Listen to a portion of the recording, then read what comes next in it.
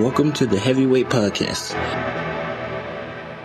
The message behind saying the title "The Heavyweight Podcast" is to be able to say that we can weigh in on some heavy shit. You know, what we're talking about is important from every aspect of it. It's a heavy weight. It's not just about physical weight, but the weight of things that can weigh our minds. So I think it's dope that we can have this conversation. What's good? This is episode 109 of the Heavyweight Podcast. I am Stutter McFly with these three guys. Go ahead and state your name for the beautiful people out here. Hurricane Jack Ellis. Hurricane Jack. It's your boy Mo Lethal. Hey, and they call me Hunter. How are your weeks? Mr. Jack? Can you see it in my face? No, we can't. Oh, I'm tired. But I mean, to be fair, if you're asking us to see it in your face, and that's how you usually look on the podcast, would that mean you're always How tired? can we differentiate? yes. Yes. But it's good. I'm good. Can't complain. I don't know. This has been one of those weeks like that for me. My week started off great. My daughter's birthday. She turned 6. Oh, nice. Happy belated birthday. Thank you. Happy And, birthday. she let everybody know it was her birthday, and she expected a gift from everybody she ran into. This is her mother's child, and then I fucked around. And I ate a cupcake, because we took cupcakes to the school on Tuesday for her birthday. That's what happened. And I ate a cupcake that came back home from the school. And then I got sick the next day, and I realized that was not a smart move. Why did I eat a cupcake that was in a kid's class? That's what I was going to ask you when you text me that. And I said, I want to ask, how the fuck did he get like a cold? Like, I said, it was not smart. We should do them cupcakes in the trash. But she came back home with like 3 cupcakes, and I'm like, I'm not going to waste this money. I'm going to eat this cup, but I should throw them shit away. Yeah, they went through the whole Petri dish. Yeah. Yeah, I thought about it. I said, I don't know how many hands touched that cupcake for. Damn. How much saliva came out of all those kids' mouths right dropping on that shit? Sneezing, not covering their nose, sneezing all over everything. So, the last couple of days has been a little rough, but I'm getting better. I don't miss that. One bit. Getting sick every other week because they bring something home from school. Damn outbreak monkeys. Oh, and she going through a growth spurt, and I said she disrespectful. I said, I just bought you these shoes and clothes. You disrespectful. I said, you're going to be flooding, and your feet going to hurt all year. Keep playing with me. You ain't doing that.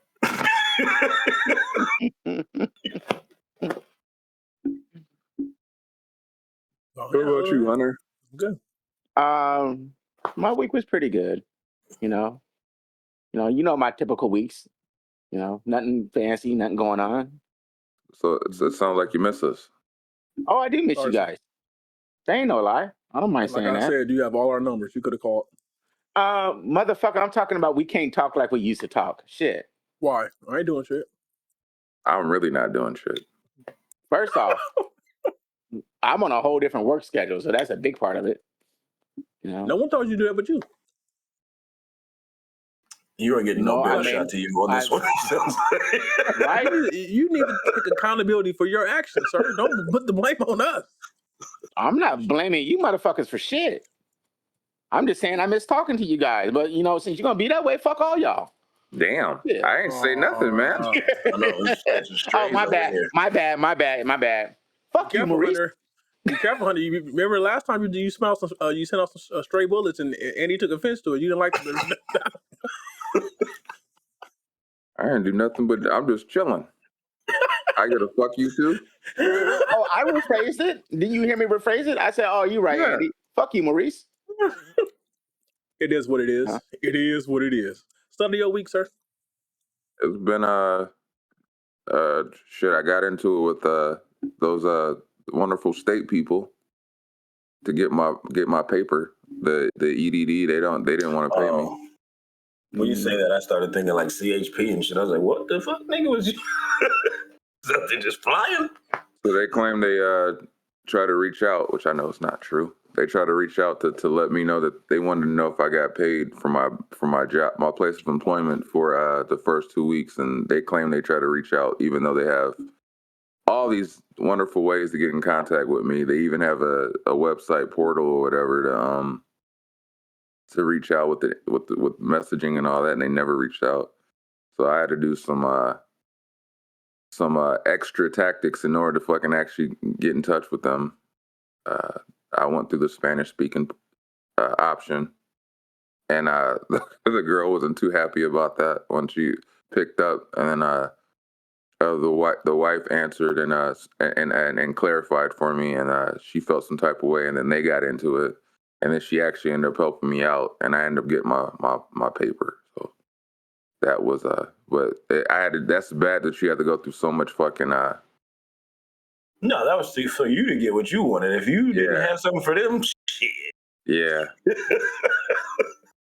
So you went through the Spanish side to get a live operator. Yeah, because for 2 weeks I tried to talk to them, and they wouldn't. Every time you try to call, they will hang up the phone immediately and claim that everyone's busy. And I start like right at the time they open, and they never get through. And I had to go through that in order to actually, and without the first fucking time through the Spanish speaking side, you can get right through. Wow. So anybody out there trying to figure that shit out, there goes your tip. Because for 2 weeks, nothing. So wow. Right. You know, we have a lot of Hispanics here. I thought it would be just as hard. It almost. I don't know. That's dope. Good to know. But I got there, and then I took Ava to her dentist appointment. It was her first time actually getting actual work done on her mouth for the first time, and they had to numb her mouth, and apparently we thought it was an allergic reaction, and it wasn't an allergic reaction. It was trauma because they had to put a mouth guard in order to keep her mouth open so they can work on her mouth, and it caused trauma. And then she started chewing on her inside of her lip because it was numb, and then her whole lip swelled up. Looked like she got into a fight with Tyson. So we went through that, and I had to go back to the doctor or the dentist yesterday to make sure that it wasn't an allergic reaction. And then it's her birthday today, so I want to say happy birthday to my eldest, who turns 8 today. Happy birthday. That's what I've been on, and I just been hitting the gym 2 hours a day and just not paying attention to shit, zoning out. So I don't even know what's happening in the world. I other than here and there, you guys have talked the most in depth about was it Hurricane Hillary, and I don't even pay attention to that. So I just been zoned out. I was zoned the fuck out. So anywho, expect new music. Let's go ahead and get the festivities started.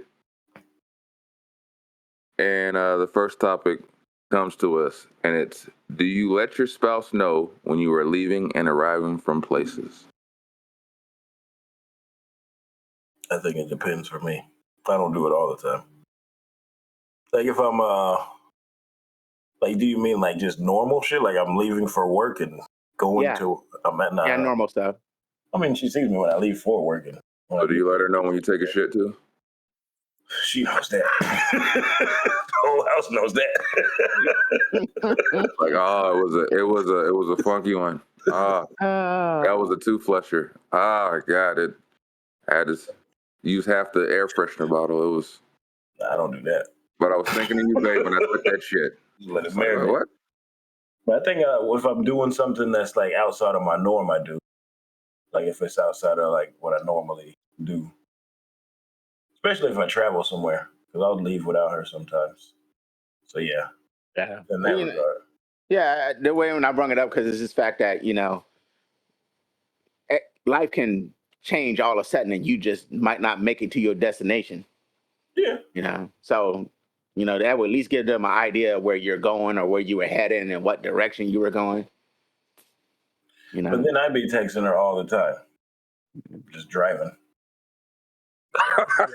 You shouldn't do that. Yeah, you should not be texting and driving, bruh. That is illegal and against the law. Most illegal act, like, hey, yeah. I do tell her when she knows when I'm leaving for work. I do text her when I'm coming home. When I'm leaving home, when I'm on my way home from work. But other than that, I don't really tell her when I'm coming home. I text her. She knows when I'm leaving, but then again, my wife has my location, so she always knows where I'm at anyway, so it doesn't really matter. Yeah, I ain't gonna lie, that shit was creepy. So you're Khalid? What? Oh. What? No. She don't have to send that shit. It's there. I don't have to send it. It's already there. It's constantly there. So wherever my phone is or my watch is, she knows where I'm at. Yeah, that was creepy. When she was Why like, is that yeah, creepy? Hunter, cuz that day when I had your phone. Oh yeah, she knew where you were at. She knew where I was at. I was like, yeah, I don't like that shit. But why? I mean, it works. I mean, she shares her location with me. So the other day she lost her phone. I said, bet money. I opened up the app. I said, yo, this is where your phone's at. We walked right up to her phone and got it. Goes both ways. Where was the phone?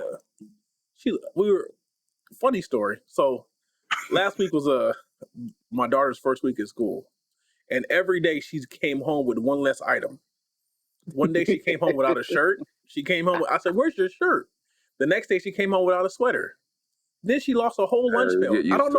I don't know how you lost a whole lunch pail. So anyway, we were searching the lost and found for her stuff, and we found her items, and my wife dropped her phone in the lost and found. So her phone was in the lost and found. So we had to go back to the lost and found to get her phone. I lost my stuff in the lost stuff. So, but I mean, I honestly, I don't mind sharing locations. I don't do nothing shady. I don't go nowhere anyway, so it's not like she don't know where I'm at. I think it's more of a principle. If I was gonna, just because of the location shit, I just think it's a principle. It's like, you need a tracker on me. So, it's not a tracker. That's personal issues. I think it's therapy things for me. Well, for me, I mean, for us, it's just like if something happens, she knows where I'm at. I get it, but I feel like, it's a therapy thing. I think it's something I need to talk to my therapist about. But yeah, I don't like that sharing my location shit. I mean, you can always turn off. On me. Yeah, sometimes because we used to have it, but I don't know. I think it was our old plan that we dropped it off or some shit. I don't know, or it might be because I don't have an Apple. Whatever, but it does, like, if you're trying to do surprises or something like that, kind of hinders that if you don't. No, you can when you turn it off. What'd you turn that off for? What was you doing? Like, right? That's the thing about it. He was like, you can turn it off, but the moment you turn it off, you're gonna be suspicious. Like, that's where it gets like, oh, what's her name, huh? You like, what are you talking about? What's her name? K Jewelers. You said that because recently I now share all my location with all my siblings, and I have their locations. Oh hell no! Yeah, so I know exactly where my brothers and sisters are at all times. Pull up. I mean, granted, too long in that bathroom yesterday, pimp. I mean, it ain't like that. It just gives you the general area. It will give you like the house they're in or the location they're in, but they won't give you like the exact spot. But I'm saying, like, my brother is 300 miles away, my sisters are 800 miles away. Ain't like I'm gonna pull up on them. Isn't it funny if it showed you a whole blueprint of their layout of their house, and it just it's like, I know you spend a lot of time in this particular location in your house. They're gonna make a premium like that. Watch, they're gonna make a premium. You might want to get that checked out. To the exact you don't think that could go bad like that? Like, well, not with your siblings, but like, I feel like if you do that with too many people, you're like, hey man, you was near me and you just like, couldn't say hi. You was up the street. Wait, what?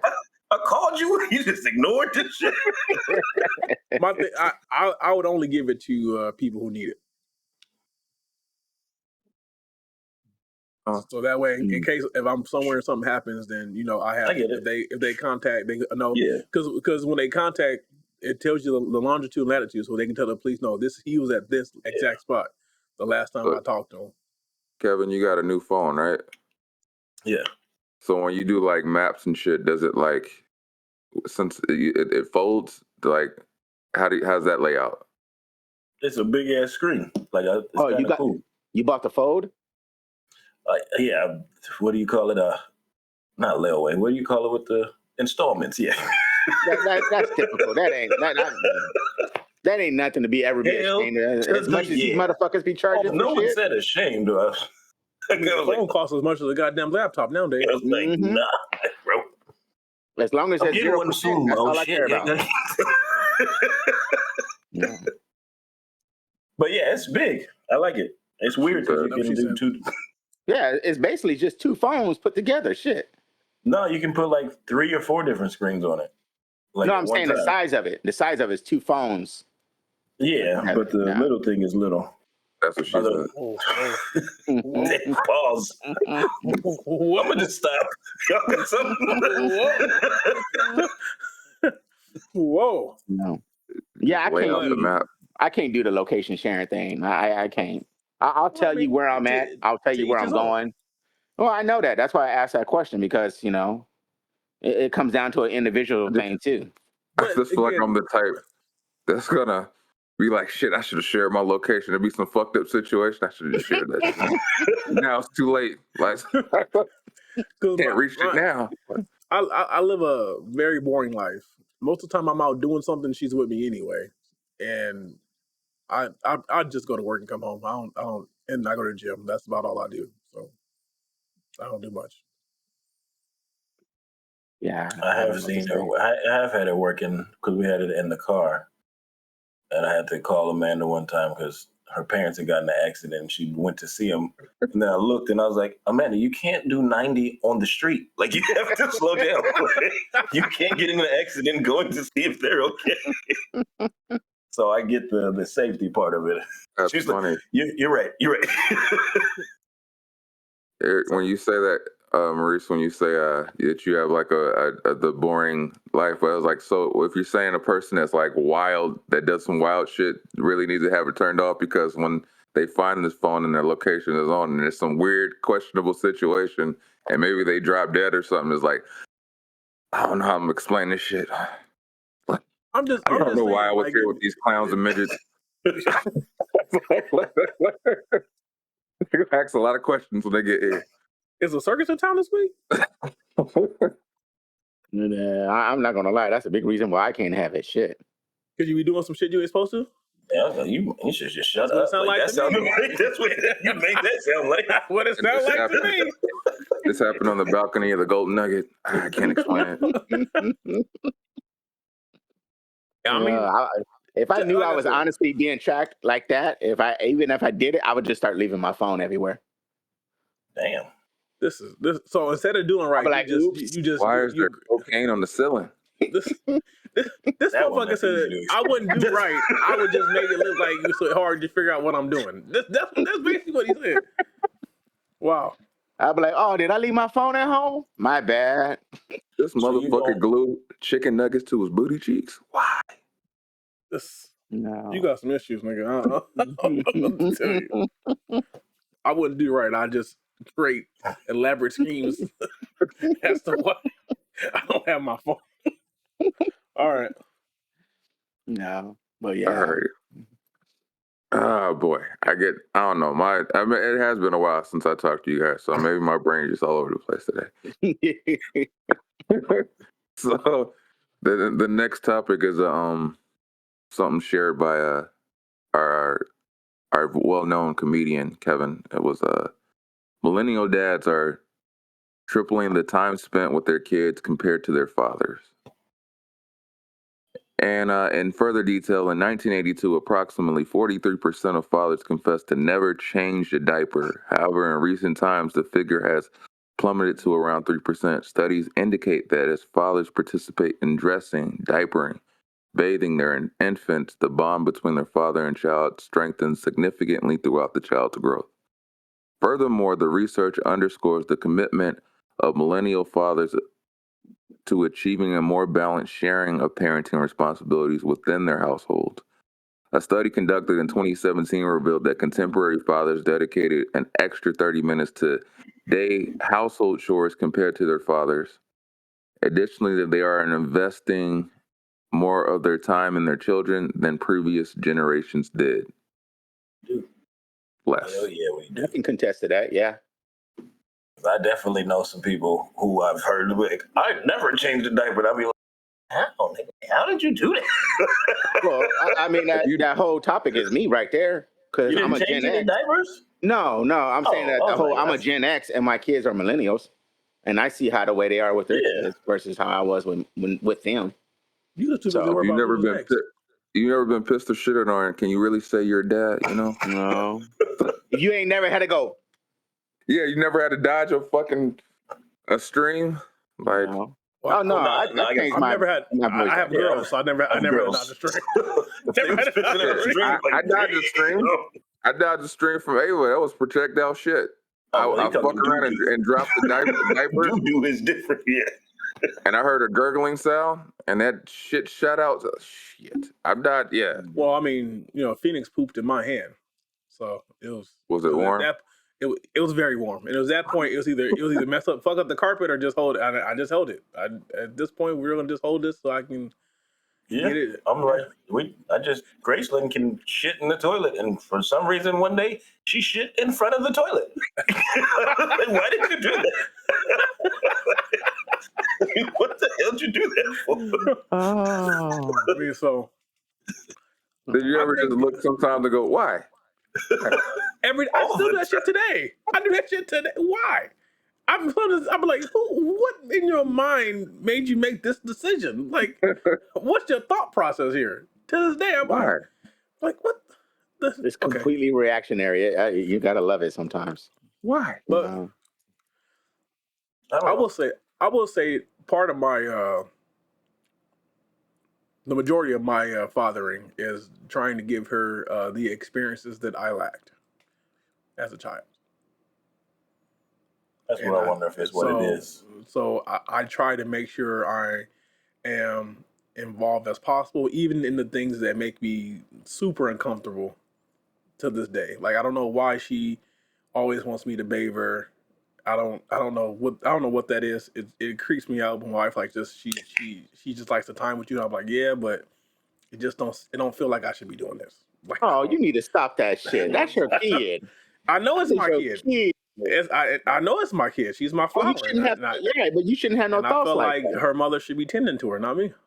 Oh, you shouldn't have no thoughts like that. That's the part I hate about society at times. When it comes to your kids, you should never. I know it's innocent, but somebody, if she go to school and tell somebody some shit like that, that's where my brain is. Yeah, I wish right, and that's why I said that's the part Did you bathe your child? I'm like, yes. Yeah, get your ass out of my face. Right.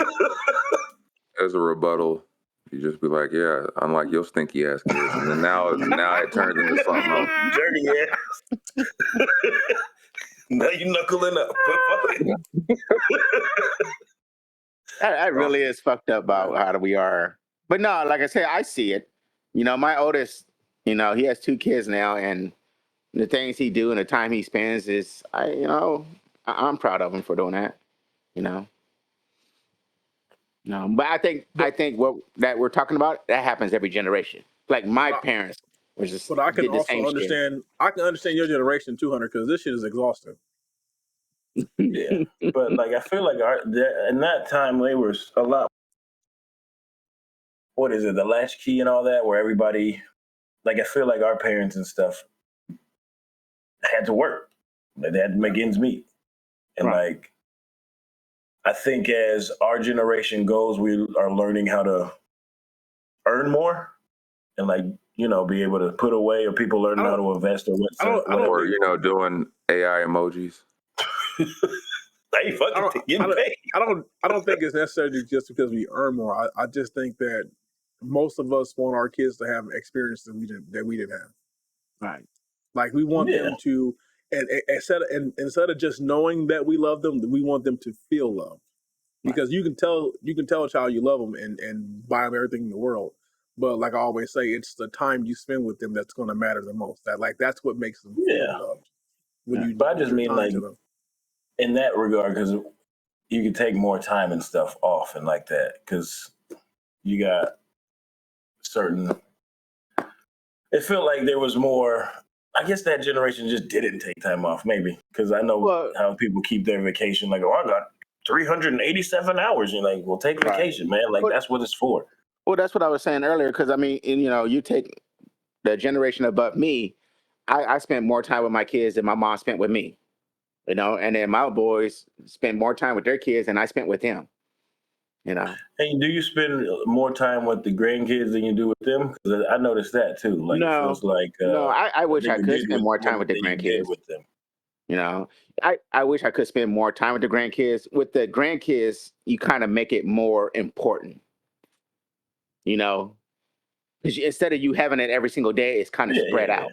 So when you try to make it really worthwhile when the grandkids are around, versus when you wake up every single day and your kids beating you in the face, you kind of just get to a point where you're just like, Happy belated to the neighborhood Nipsey Hussle, the late great Nipsey Hussle, but he used to always kids always equate love to time. Oh. Like when I see my son with pictures and everything of the things they do together, I'm like, I'm proud of him because, he takes that time to do that. Oh, I don't know who said it, but it's like the guy said. He said, "To you, it's just a Tuesday. To them, it's their childhood." So you got to think about that when you don't want to play whatever game or because I have to play with dolls all the time now. And then I'm always the villain. I don't know why I'm always the villain, but I'm always the villain. And then she always has to defeat me. Because nigga, you the villain. But I try to be mindful of that because even when I don't necessarily feel up to playing or I try to at least give her some of my time every day because it's important. I understand it's important for her. Yeah, time is important. I mean, that it is very important. This is the first time out of the 3 children I've had that I've actually taken my paternal bonding leave. And I'm actually trying to enjoy it for the full 8 weeks, as opposed to before it was like I can't afford to take that time off. Now I'm like, fuck it, make it work. Yeah, actually be around them, spend some time. I think and that time is actually really important too because I made sure of it. Because like at first I was working and I saved it for a certain time, and like I noticed it with Kindle. When I would go to work and come home, it was like a different like relationship. And then when I took those weeks off and stayed home, like and had the time to just hold her and walk around and just be me and her, like you could tell like the difference in just how it was between me and her. Like she was cool, just chilling. Like as opposed to when I was coming home, it was like, nah, you've been gone all day. Like I don't want to mess with you right now. Like you could tell like the difference. So hell yeah, I'm happy you're doing that. I'm happy you're doing that. And I never got to do that before, so I'm trying to make the most of it.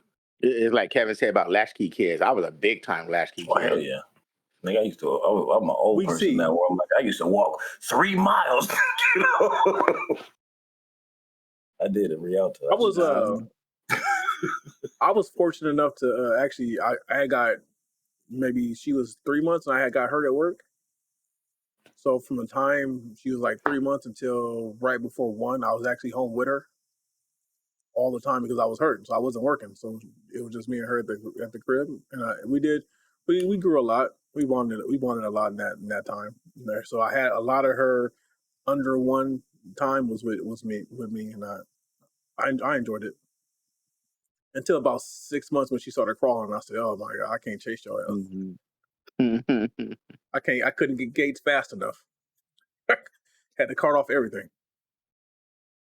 And I wonder if like those older generations look at it and they got to be feeling the same. How you're saying, pat us on the back for that because that shit is important, man. Like I'm happy to be doing that. It's cool shit in the world.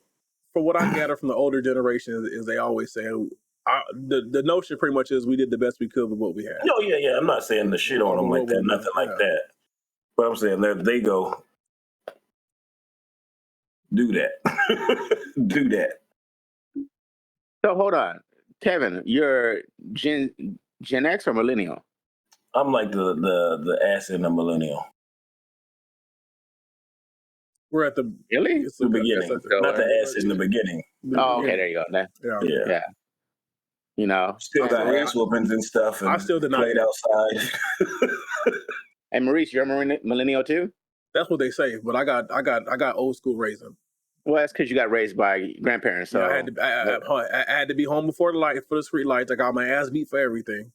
I had responsibilities. Oh, you can't act like millennials didn't get their ass whooped. Oh no, they did. I mean, I can't. I beat the hell out of my kids, but I just, Maurice is a millennial that was raised by boomers, so it makes sense, but when you say the older generation, yeah. I think my grandparents were before boomers. They were born in the 20s.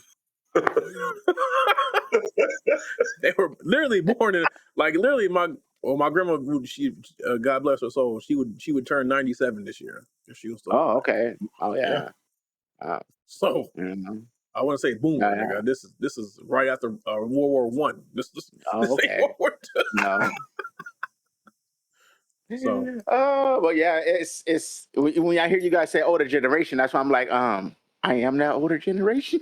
I'm talking about people. I'm talking like my parents, like both born in the 60s and the late 50s, because I think my dad was born in 59. Yeah, the boomers. That was boomer's age. And my mom was born in 64, I think. My mom was born in 63 because my mom turned 60 this year. And my mom was born in 49. Wow. So, but yeah, it's like you said, I don't know. I wish I spent more time with my mom. I wish my mom was around more, but how the hell is that? What? I guess. Oh, because my dad was born in 45. Mm-hmm. What? And he was I don't know. He was tough and stern, but he didn't like whooping my ass. So like if he had to, he would, but he was more about disciplinary, like put me in check, kind of trying to show me I guess different alternatives to discipline. Like for him, his way of disciplining me was to make sure I stayed my ass outside. So I couldn't play, video games or be on TV or inside. But I could be outside playing basketball if all else. Like I can go shoot hoops, but that was the only thing. It wasn't like I guess it would be like much needed in this time that we're in now. Like how kids would rather be inside than out. But see that always trips me out because how can I say this? We say we want our kids to do that, but we don't let our kids do that. Shit. Come over here. Take your ass outside if you want to. No, I'm talking about the way we were outside versus the way the kids are outside now. No, we can do that. No. No, that's what I'm saying. You gotta realize in sixth grade, nigga, I was riding my bike 20 miles to the other side of town to grandma's house. So it's so crazy to me because it's not the same. Like I feel like we can't do that. We have been trained to believe it's more dangerous than it's definitely not. Like it's definitely not. It's just we don't want to take the chance. We see it, and they put it in our face. Like, because I always think about it, I'm like, there was kids just going missing, and like they just didn't find them, motherfuckers. Right.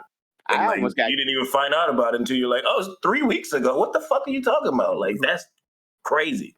I almost got kidnapped twice. I feel the same way too with it, where I'm like, nah, you ain't going way over there. Like, you better tell me where you go. I'll drop you off, I got almost kidnapped twice. That's in Indiana? Yeah. I remember both times. One, this van pulled up on the side. No, never mind.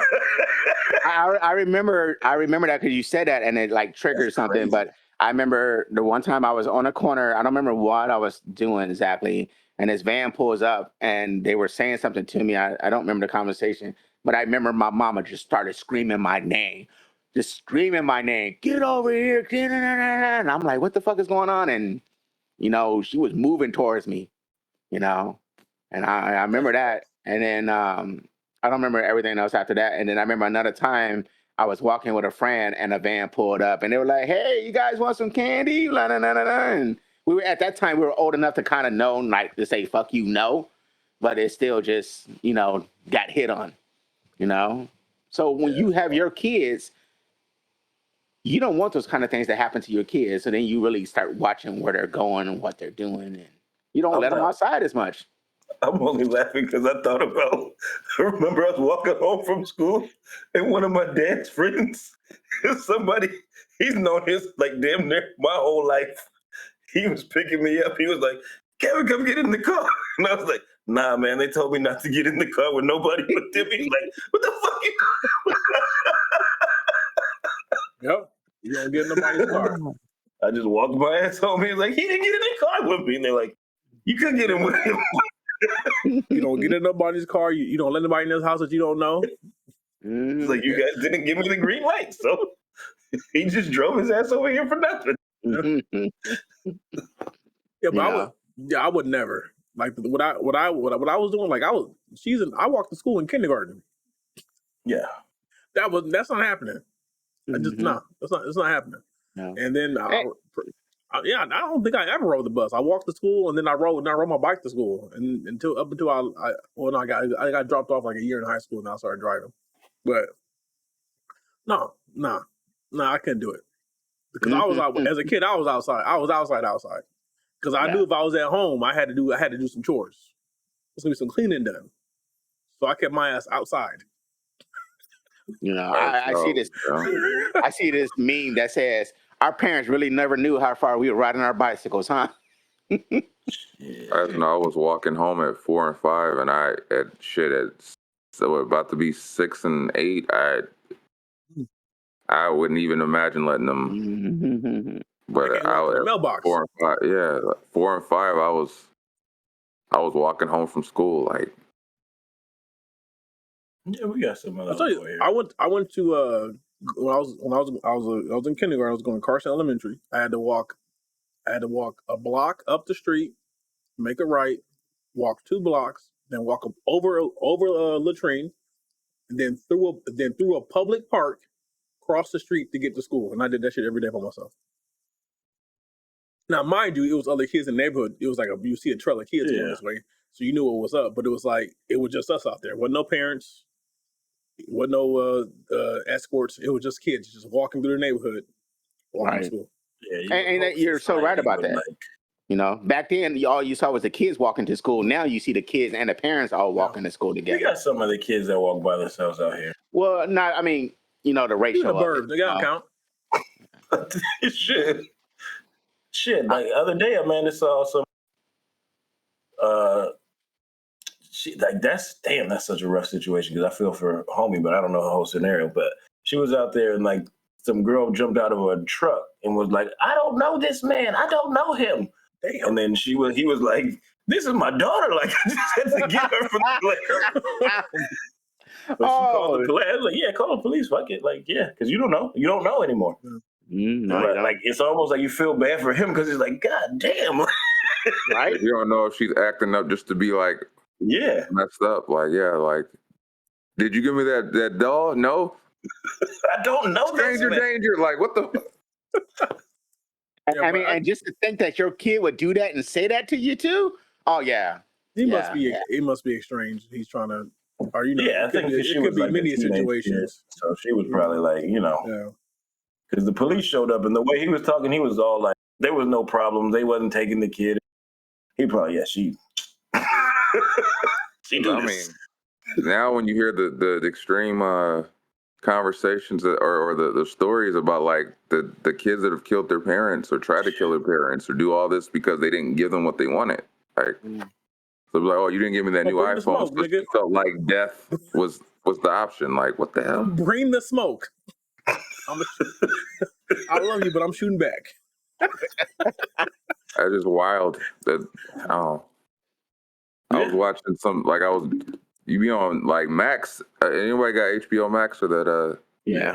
All the fucking they have all these things that they think you'd be obsessed with, and there's a lot of like psychological shit where it's like, oh, the people that were sociopaths or psychopaths, and like there was a girl in there that was like maybe 18, and like she had like orchestrated this whole thing to have her parents killed, and I guess they killed the mom, and the father was in a coma. So she's in the interrogation room telling them like these intruders came into the house and they did this and that, and like so they're like the guys like the detective's like asking her these questions. He's like asking her how she got tied up, and and he's like, the more and more he talks to her, he's realizing her story don't add up to what the fuck's like how she claimed she got tied up and was held. And then eventually the father came out of the coma and was like, now my daughter was talking to the intruders like on some friendly shit, like she knew them. And that she heard, he heard the mother, being screaming and saying, please, you just keep my daughter safe, and like, and them kill, and hearing a gunshot, and like they eventually, concluded like she orchestrated this shit and had her parents killed because they told her to stay away from some boys she liked. So it's like, damn, I was gonna say for insurance money, but damn, even nonsense shit, even more.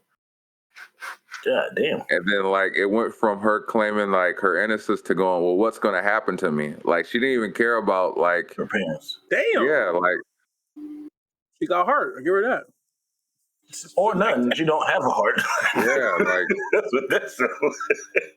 I'm talking about street heart. Sure, she's probably like at this point. You would assume you would hope that she would kind of feel some remorse. Like, nah, she was just like, well, what's going to happen to me? And then even the detective and they had the expert go, you see how she went from, she didn't try to defend anything. It was more like, well, even from the way her brain worked in the whole situation, she was worried about her in the scenario, like why her parents wouldn't let her see this guy, or why, what's going to happen to me since you guys figured out I had something to do with it. It had nothing to do with the parents. It was all self-centered. Like, oh, she got some time. Oh yeah, she got. I think they gave her 30 years or something like that, and she's due on parole in 2039 or something like that. Oh, she gonna get out. Well, what's sad about that too is the whole situation with her. But imagine how her parents feel, though. I mean, you one's said she gone. damn near. Not to laugh, but I was like, one's gone. Yeah, the father's probably like, God damn, how do we raise something like that? Right. Yeah. I wonder if he like visits her. I would think. I'm pretty sure he does. If that happened to me, I would visit my daughter still. I don't even know if I could answer that. I don't know. I don't think I could. I don't know. I could, because it would be that realization, like you just. I think I could, because I do think a parent's love is one of the strongest. I've never been attempted murdered, so I can't answer the way you said I would look at it was I would visit because you would still hope there would be change. My fear would be you go see her and there's no remorse still on her face, and you're like, shit. Yeah, then I'm sick. I'm already sick. Like you tried to take me out. Right, but you're not going to give up on your kids though like that. You'll just come back at a later time. For her arraignment so she can possibly get parole, and then she gets out, she still try to kill your ass. Hey, what's the saying? Once on me something, twice and whatever the fuck that is. Yeah, I'll be living right underneath that bitch. Fool me once, shame on me. Fool me twice. Mm-hmm. Fool me once, shame on you. Fool me twice, shame on me. Yeah. You're over here thinking, oh man, she's changed, and then she's like, no, I didn't change. I was just I was using your ass to get a lighter sentence. Like, I think that's a result of her being coddled and giving everything she wanted, and then when they said no, I don't like this. It was she took rebellion to a whole different level, because kids are going to rebel at all ages. It ain't a certain age; they just get heavier with it as they get older. And that sucks. Like I wish she would have her dad would have caught him. Oh, you tried me, huh? I wish that would. Well, I'm pretty sure she knew who the guy is. Who walked in the house and she was talking friendly to him. Well, I'm just saying that dad got the best of him. And then was like, oh, you did this. Mm-hmm. That sounds like a plot for a movie. Oh, it's out there already. We just don't know what movie it is. Yeah. I don't know, dude. I'm just glad I'm past that kid shit. Wow. I'm enjoying it. Enjoy it. It's up and down. Some days I'll be like, ooh, yeah. I'm just glad ain't no one else living in my house. I always look at Alaric, and I look at Alaric every time the eldest two get into some shit, and I'll be like, you ain't gonna be like this, are you? You ain't gonna be like this, are you? These two be at each other's neck, like you. Once he can get in the mix, and he be looking at me like, you know, I am. Well, you got it, like you said, you know, your brothers and sisters are some of your biggest influences. Shit. Mm-hmm. And with that age gap, oh yeah, they gonna, you know, they gonna learn and be like, hey, go ask that. See use a lark real quick to see if we can go do this. Exactly. Hey, they gonna be using him to do dirt. Hey, Lark, go ask for some cookies. I can see it. You now. know, Daddy love you more. Lark, tell Dad that you want to go here, and I'll take you in his car. Oh yeah, man, you guys keep wanting to go. That don't even seem like it's a kid thing, though. Like, oh yeah, Lark said he wanted to go. I don't know. Like, y'all plotting on me. Why would we do that, Dad? Come on, baby. You know we ain't like that. But you should give me the keys, though. You should give me the keys. You know, I'm such a good kid. I'll take them because I'm such a good kid. Like, Dad, you're tired. No, just sit down. I got it for you. I think you're plotting on me. I don't know why, but I do. All right, let's keep it going. So we got a Reddit story here. This one comes from the beautiful mind of Maurice Gill, aka Mo Lethal. It says, we, husband, male 38, female 38, had an argument and the children saw. This week, a disagreement between me and my husband ended with him throwing and breaking something. I took the children to a different room immediately and told them firmly this wasn't acceptable behavior. I was really shaken, and this had never happened before. Moments later, he followed us and tried to hug me. I recoiled and said no, but he kept trying, so I ended up saying repeatedly and more loudly, no, leave me alone. The children under age 5 saw it all. They don't seem to have been affected by this, but I'm worried because we never raise our voice like this and in front of them. Did I handle it wrong? Did I overreact? Is this what happens a big deal at all? Is what happened a big deal at all? Any advice appreciated? I'll There's a say lot of... to begin with, they have to see some sort of things happen, yeah. Argument. They can't just be believing that mom and dad are just these perfect people that never argue. Because then when they get older, they're going to have this unrealistic expectation of what relationships supposed to be like, and that arguments don't happen. If arguments happen, then they're just like, it is a part of it. It is somewhat healthy. I mean, like, there's degrees and levels to it, but they have to see some sort of conflict. Yeah. They need to understand that there's a such thing as healthy arguments. Yeah. Because you're not going to agree with everyone. And what's important is, the argument's not important. It's it's showing them how to resolve the arguments. What's important. And your husband's hugging you or attempting to hug you that's him attempting to apologize. And try to de-escalate the situation. So I don't necessarily think the kids will be hurt by seeing the argument. I think they can be taught a lesson in conflict resolution. Yeah. By how you resolve the argument. And like you were saying with coddling, like, I feel like her worriness about it happening and like literally trying to protect them from seeing it kind of comes into that whole coddling thing, because like I said, it gives them an unrealistic view of sort of how life happens or adults do things. Like, it's like, oh, my parents never do this. Like, but I only see it different because of the way it went down.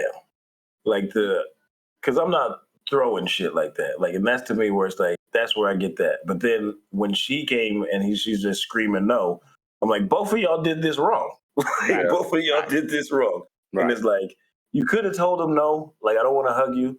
I'm not in a good mood. I don't want to talk. That's fine. The kids can see that shit. You know damn well how that happened. He said he walked in there and said, "Give me a hug," and she said no. He's like, "Come on, give me a hug." He called her, and she's like, "No." You know, he didn't take the first no. That's why she said no a bunch of times. And she probably, I'm gonna go out on a limb and say this, women know how to push our buttons. She said something to trigger his emotions enough, and instead of swinging on her, he let the frustration out by throwing something probably nowhere near her, just to get the anger out of his body. But what I'm saying is, like, this is still a good, like, you're gonna have to teach your kids how to have you're not gonna agree with everybody. You need to learn how to resolve things, and you have to learn how to deal with adversity when it appears in your life. Like, these are lessons that can be taught. And the truest thing is, the person that gets under your skin the most is usually your significant other, because they know exactly what will set you the fuck off. So, like, even in that instance, like him throwing something that never happened before, she probably knew exactly what to say. You do realize that could be an assault charge. That's where it gets tricky. I don't know what kind of kids they have. Does she have boys? That's a bullshit. Do they have boys? Because it's like, she said that he threw something. He did not say that he threw something at her. Doesn't matter. Like, it can. So how am I assaulting you if I'm throwing nobody's something? in the house? If they call the police, they take what's said, right? Huh? What was that? They'll take what is said. I don't like to make it a race issue, but I think they'll take what's said more believable by things of usually in the domestic disputes, they're gonna handcuff the husband no matter what. That's what I'm saying. Like, and it's like, that's where it's tricky. Like, it's so tricky. Actually, in the domestic disputes, whoever has the marks goes to jail. If there's no marks, you can still. It's just a disagreement. If there's no marks, they don't really do much because you try it, nigga. I have, motherfucker. Hell no. He talks from a place of experience. Yes. Yeah, but I've been in that experience too, and there was no marks, and somebody went to jail. When, Kevin? I don't. No, I will say this. I don't know if they took him. Hold on. You just like, wait, this is a new revelation. Yeah, like, hold on. Let me find out you and the man over there squaring up. Now, in that same token, Kevin, was there witnesses to that whole incident? Yeah. Okay. See, if there's witnesses to it, but I'm talking about. It was like it was nothing like the witnesses. It was like me. I was a kid, like the other kid, my sister. So our shit, they didn't come and talk to us. Just, you know what I mean? Like, I've been the kid in that situation. I've been when my dad and my mom, it was right before I was supposed to go to school, they got into an argument. I went hid behind the stove. She threw something. Hide behind the stove. He's a kid. She threw something. Cops were called. They handcuffed my dad immediately.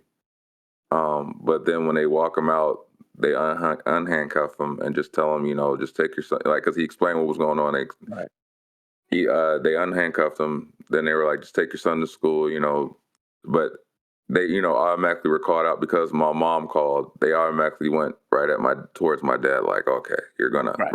But then when they realized what happened, they were like, oh, okay, just unhandcuff him, let him take his son to school, like.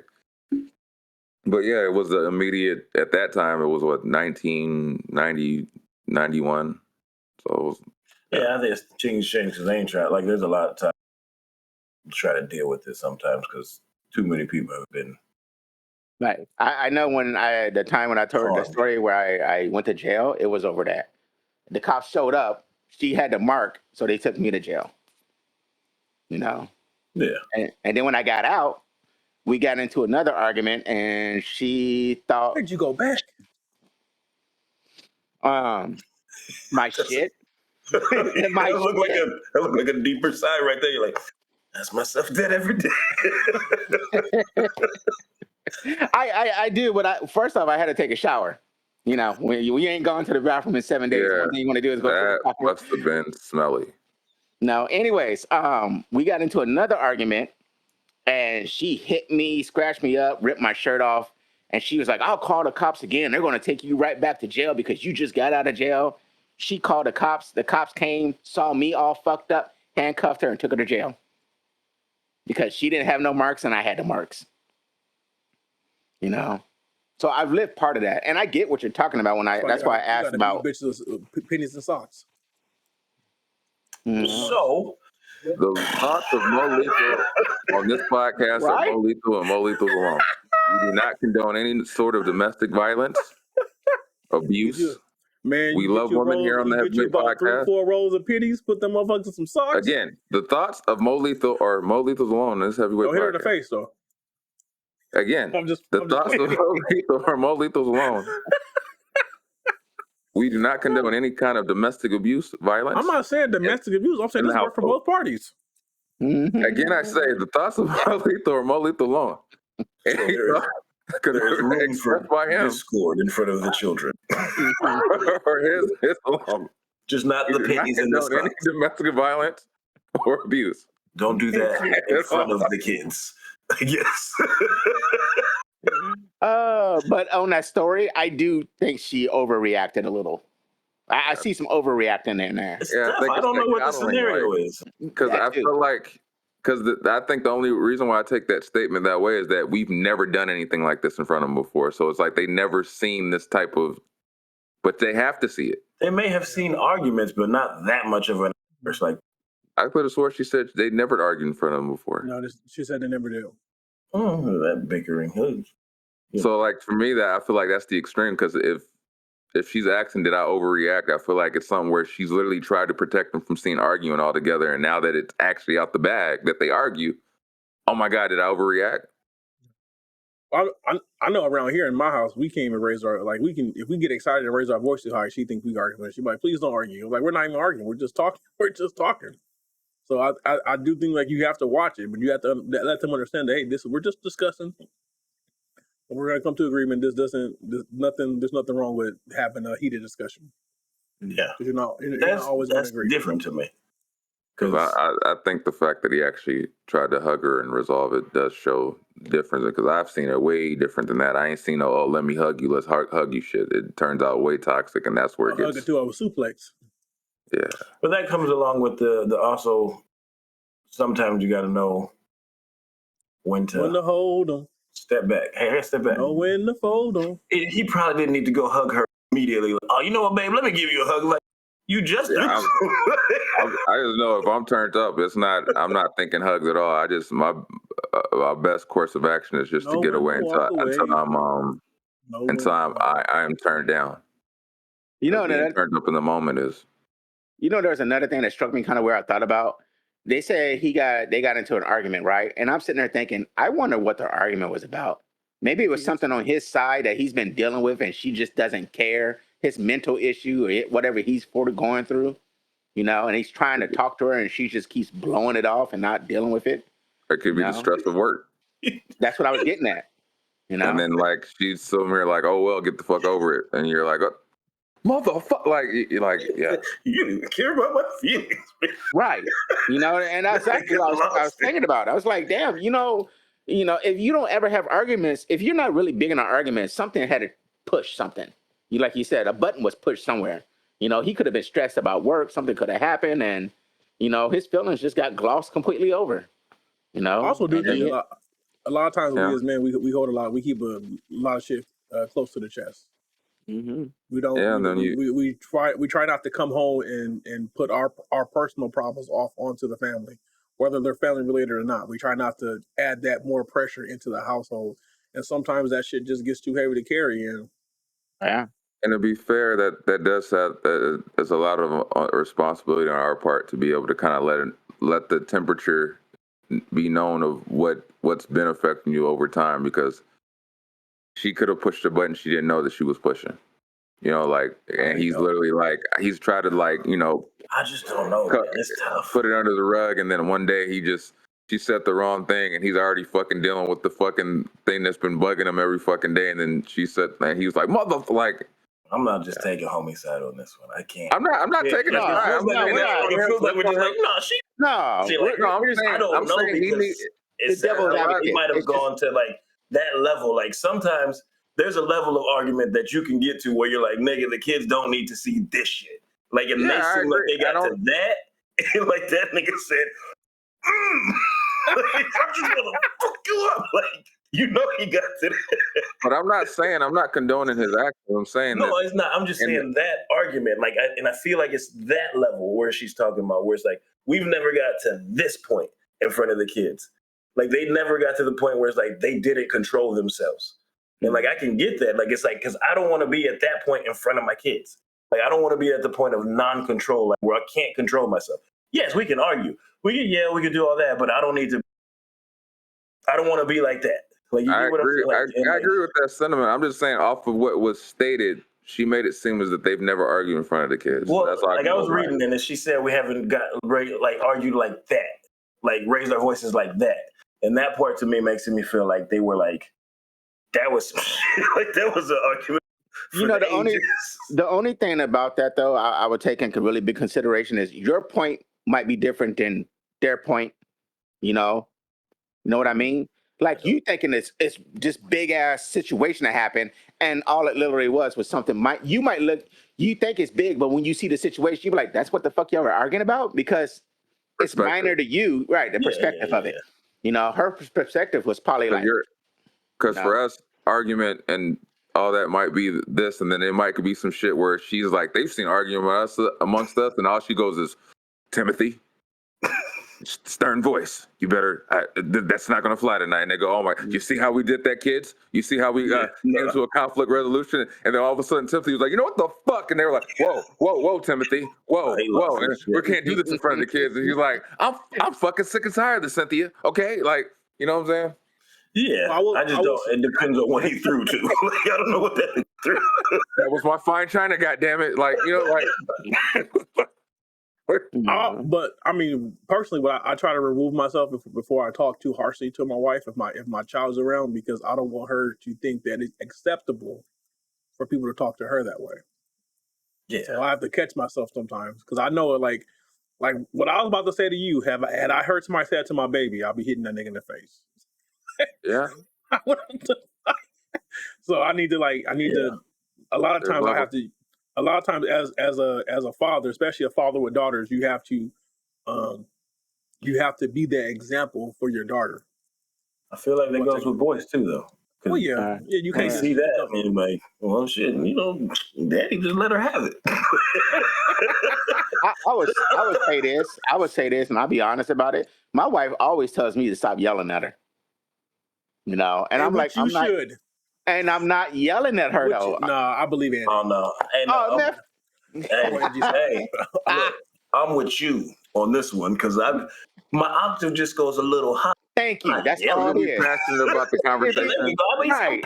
You can be passionate about what you're talking about, and it comes off to them as yelling, and you're just literally just being passionate about what you have to say. Right. Yeah, like, and then they're like, and she's like, stop yelling at me. I was like, motherfucker, I'll show you yelling.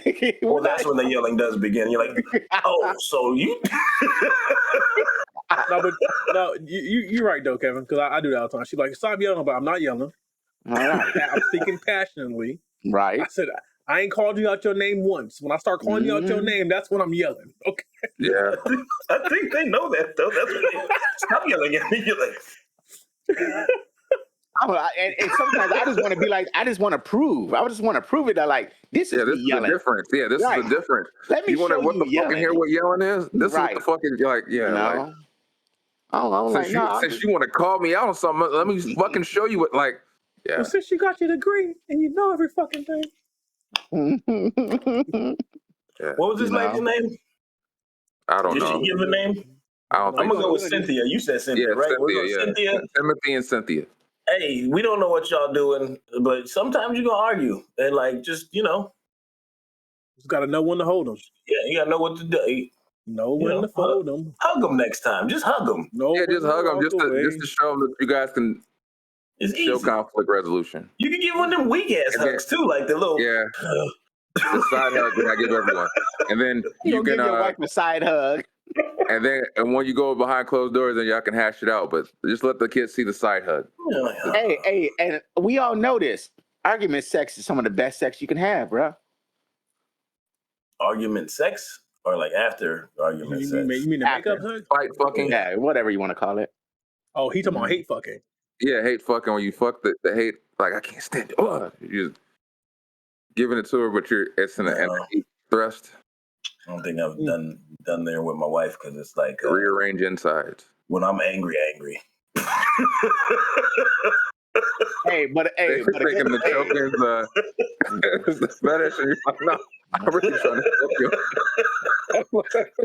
But we all know during sex. A good nut can calm you way the fuck down, though. Or it can still make you be like, I'm still turned. I'm still turned. I'm gonna go for a fucking run right now. Wait, it's 2 a.m. Go for a fucking run. Boy, I choke you the fuck. But seriously, we don't condone any kind of domestic violence or abuse on this podcast. Yeah. Apparently, Mo talking about bags of fucking pennies and shit. Giving pointers out to niggas. But anyway, with that being said, this has been episode 109 of the Heavyweight Podcast. I am Stutter McFly. Again, with these three guys, go ahead and state your names one more time. Hurricane Jack Ellis. Holla at your boy. Batten down the hatches. It's your boy Mo Lethal the Grouch. Hey, and they call me Hunter. Peace out. Like, share, subscribe. All that shit. Good. And if you're a female podcaster that's trying to do some podcasting, messages. Holla. On the Facebook Seriously, and Instagram. And go down to the bank and get you a couple rolls of pennies and keep them in the sock. We love y'all. Till next time. How you gonna do that? It's a wrap. That's all she wrote, folks. Thanks for tuning in once again. You can check us out on all streaming platforms. Click like, subscribe, leave some comments. You know what I'm saying? Is it Monday yet? Hello. Every Monday you got new episodes, so tune in. Have a blessed one.